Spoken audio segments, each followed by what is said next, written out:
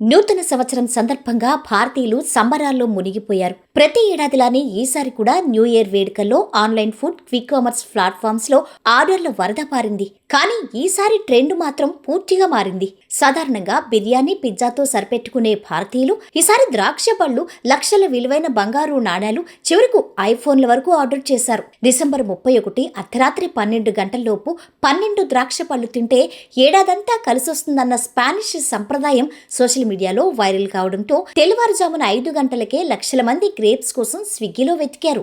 సాధారణ రోజులతో పోలిస్తే గ్రేప్స్ ఆర్డర్లు ఏకంగా 15 రెట్లు పెరిగాయి. ఇక పార్టీ అంటే బిర్యానీ లేకుండా ఎలా?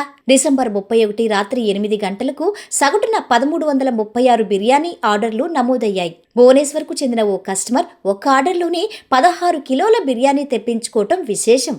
రాత్రి 8:30 గంటల వరకు 2.18 లక్షల పిజ్జాలు, 2.16 లక్షల బర్గర్లు డెలివరీ అయ్యాయి. క్విక్ కామర్స్ క్రేజ్ ఇక్కడితో ఆగలేదు.